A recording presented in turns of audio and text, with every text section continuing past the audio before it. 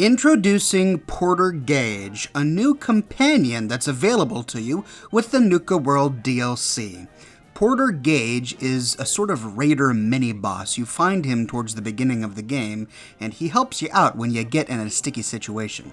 He appoints you the overboss, the leader of all of the different raider gangs, and he joins you as second in command, your sidekick.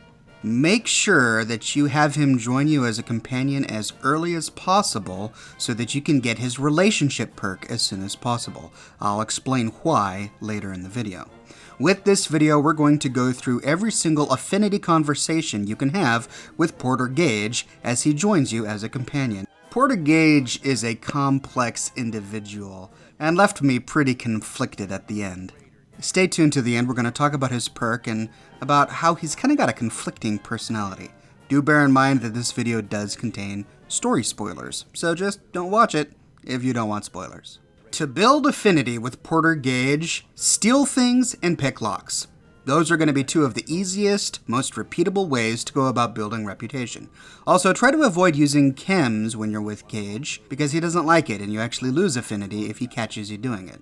When you have dialogue options with other NPCs, try to choose the more ruthless and least merciful options. He doesn't like it when you spare people, he likes it if you choose aggressive options, so he might not be a very good companion to take with you if you're wanting the good ending. However, I found that even after choosing all of the good options and my dialogue options in the game, that I still managed to max affinity with him despite taking a negative affinity hit every now and then. In my gameplay, by the time I cleared Nuka World and finished the main quest line, I had maxed affinity with Porter Gage, just in the course of unlocking all of the different locked boxes throughout the world, so it's pretty easy to max affinity with him.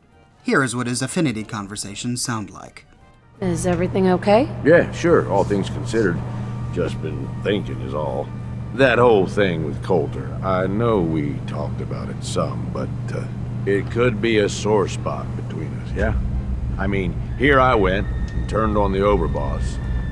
Who's to say I wouldn't do it again? The thought had crossed my mind, yeah. Yeah, I guessed as much. Look, Coulter was a piece of shit. I've been real clear about that with you. But that was all on me. I'm the one who talked him into being overboss in the first place. If he was so bad, why help him in the first place? No, if I'd known it was gonna get so bad, I wouldn't have. Right then, I thought Coulter was what this operation needed. Big, strong, didn't take shit from nobody. The gangs would fear and respect him, and he'd listen to me. I'd use all my years of experience to help him run things. But he was stubborn, let shit go to his head. Ain't the first time I've seen it, honestly, but it was one of the worst. Whoa, what are you saying? You've made a habit out of doing this? No. This whole Nuka World plan was way bigger than anything I'd done before. One thing I've learned over the years, being the guy in charge also means you're the guy with the biggest target on your back.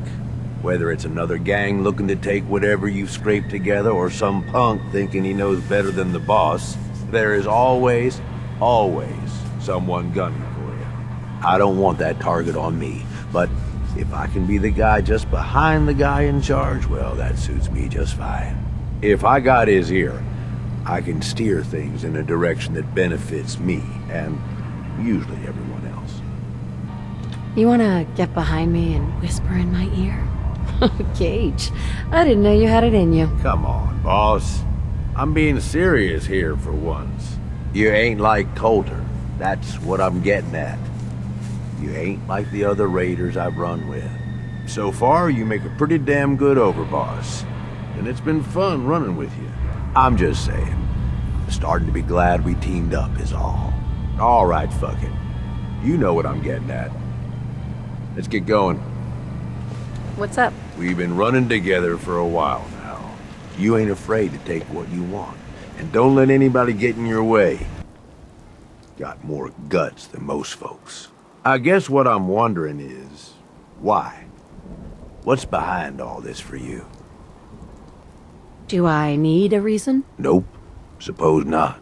You ask me, this whole damn world is here just to tear you down. Decks stacked against you from the very beginning.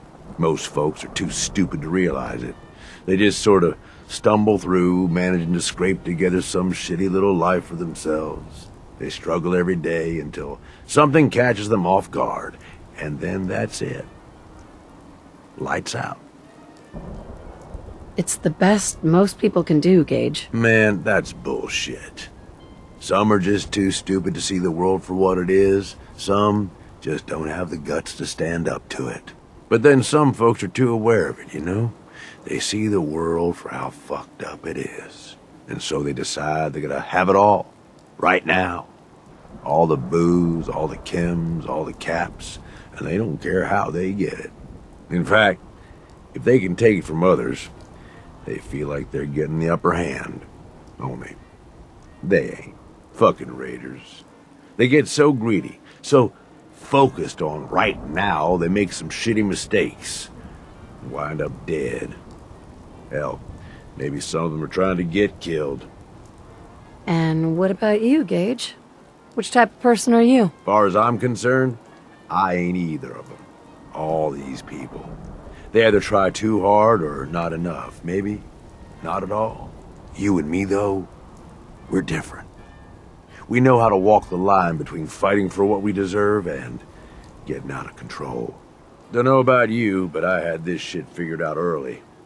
Grew up in your average crap-hole settlement with parents that meant well, but they were pushovers. Watched them get smacked around by raider gangs for years, handing over whatever they had to keep their lives. One day, I'm watching them cower in front of some punk with a gun, and it just hits me. I ain't gonna end up like this, I says to myself. So I bail. I'm what, 12 years old? Didn't matter. I'd seen enough of the world to know how shit works. Shit. Where are your parents now? Who the hell knows? Dead, I'm sure. Probably a long time ago. Doesn't matter. Hasn't mattered in decades. I bounced around for a few years, taking whatever jobs I could to pay for food, one way or another. I was running for a caravan for a while, did some scavenging, did odd jobs for settlements. No matter what, one thing never changed. When the raiders came through, everyone rolled over. Raiders took what they wanted, moved on, and that was that. Didn't take long before I finally figured out where I'd really been heading all along. Next time a gang came through, I joined. Worked my way up over the years, and now here we are. Running with you now? Seems like it was all worth it. I feel like you should be laying on a couch while I take notes and then charge you a couple thousand caps for the session. If that's a joke, I don't get it. I'm just saying. It feels like you get it. Whatever you've been through, you can relate. Good to have someone like that around, as far as I'm concerned. Anyway, enough being sentimental, I suppose. Let's go kill some shit. Of course. What's up? I just wanted to say that this, the two of us working together like this, well, it's been a damn good time. I left Nuka World with you, hoping you'd be the overboss the gangs needed. Seems like I didn't need to worry in the least. No question you know how to take care of yourself, which is more than I can say for most. But damn, if you don't have fun doing it, and more than that, I know you got my back. I can trust you. I can't say that about anybody else. What? You worried I'm gonna turn on you? No, boss. Not anymore. But most raiders, you can't trust them. I made some bad calls when I was younger. I ain't saying I regret the choices I made, just that early on, I was a little starry-eyed. First gang took me in when I was 16. Decent-sized group, fair amount of muscle, only they weren't using it as best they could. Me being new and young, I didn't know enough to keep my mouth shut. Started making suggestions about how to improve things.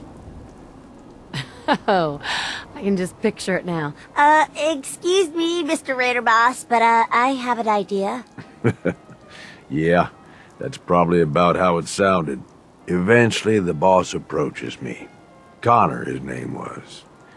I don't remember what stupid-ass name he used back then. The Harvester or something. It was never as intimidating as he thought it was.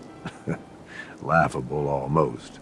Anyway, at first I think he's pissed like I'm undermining his authority, but he actually listens to me. He takes my advice. And where is this guy now? Now hang on. Don't get ahead of me. So here I am. This teenage punk who's got the ear of what seems like the most powerful guy around. I'm on top of the damn world. Connor's always coming to me, asking what I think of his plans, telling me how much he trusts me. Can't lie. It all went to my head.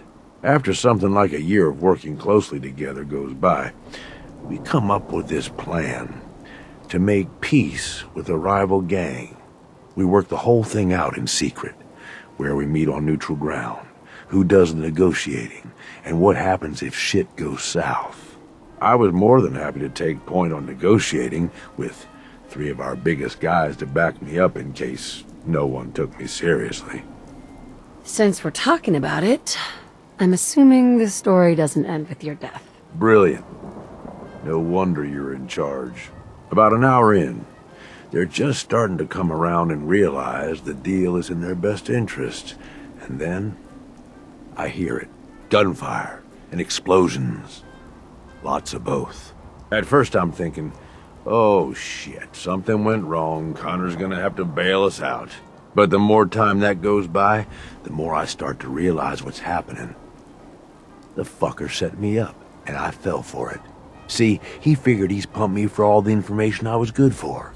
Have me around for much longer, I'd be a threat to his position. So he used us as a diversion, something to keep the other gang's attention while he and his men ambush them. He gets their stuff, and I just happen to die in the crossfire. Perfect day for him. How'd you make it out of that alive? I'll be honest, I couldn't tell you. You know how folks say it was all a blur? Well, it really was. I find myself on the other side of this whole thing. Messed up, but alive. I can't go back. The one guy I thought I could trust tried to get me killed. Thought about going in shooting, but that was just anger, revenge talking. And I knew where that would end up. So I moved on. Promised myself I was never gonna be that stupid again. Was never gonna trust anyone to do anything but look out for themselves. Life is hard. No way around it. Don't I fucking know it. Ever since that day, I ain't trusted nobody. At least not beyond how useful they can be to me. You, though, you're the real deal. I finally found somebody worth fighting with. Something worth fighting for. I don't mean to make it weird or nothing. I'm just saying, this is a real good thing we've got going here. I appreciate the thought and all, but let's not let things get uncomfortable. Can we just stick to a working relationship here? Oh yeah, shit. Sorry, boss. Didn't mean nothing by it. Well, I figure this is enough sharing or whatever, yeah? We probably ought to get back to it. But really, thanks. I mean it. Upon maximizing affinity with Porter Gage, you get the Lessons in Blood perk, which gives you plus 5% more experience for every kill that you get, and a bonus of 10 damage resistance. This is a great perk to get early on in your gameplay, because that experience bonus will help you accelerate through the levels, and it's always good to get damage resistance. Now, the reason I said that you should have Porter Gage join you as soon as you hit Nuka World and have access to him is because depending on how you end the Nuka World DLC, you can either leave him as a companion or you can actually kill him. Obviously, if you kill him before you get the perk, you can't ever get the perk again, so you make sure that you get the perk before you kill him. Porter Gage has a conflicting personality, as evidenced by his affinity dialogue options, because on one hand, yes, he is a raider, he wants to lead all of these raiders, he's trying to look out for the raiders, but on the other hand, talking with him, he seems fairly level-headed. There are points where he's highly critical of raider behavior. At one point, I thought that I would be able to save him, that I would be able to convert him into a non-raider and be able to keep him later on in the game, but that ended up being not true. If you choose the good ending, you're forced to kill the leaders of all of the rival factions. As soon as you start firing, Porter Gage turns on you. This forces you to kill him. Now, I tried a variety of different ways to save him. I tried dismissing him to send him to another settlement while I went on my rampage, but that option didn't even exist. If you dismiss him, he goes to one place, Nuka World. Yeah, suppose I need a break from actually having a good time anyway. You know where to find me.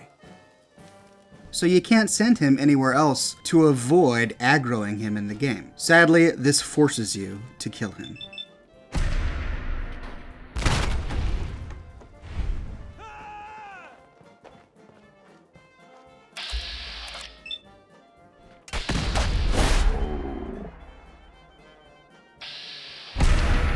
Upon reflection, I think the thing with Porter Gage is not that he was in any way close to being rehabilitated, but rather that he's older and wiser, and he's a fairly intelligent person. What he was highly critical of is how short-sighted and impatient raiders are. They're so impatient that they reach for low-hanging fruit and short-term gains without seeing the big picture. That's why they don't like things like peace. Porter Gage is all about getting all of the different gangs in Nuka World to have peace because he realizes that the peace between the gangs ensures long-term survivability for all of the other raiders. At the end of the day, however, he's still a filthy raider.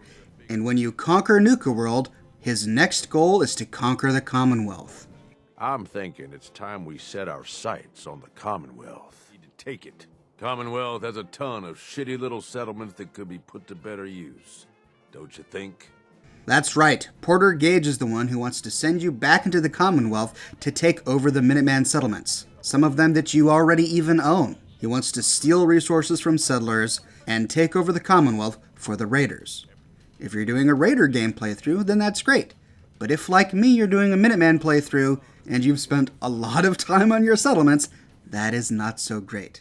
So, at the end of the day, I'm sad that I had to kill Porter Gage. He is a man who has been wizened by a tough life. He earned his doctorate in practicality through the grim reality of his life on the streets, and there is something to be respected in that. However, his ultimate lifestyle choices at the end, in my opinion, are grounds enough to reject him as a companion. His armor is pretty sweet, and in my opinion, once you kill Porter Gage, give it to Kate. It looks really good on Kate.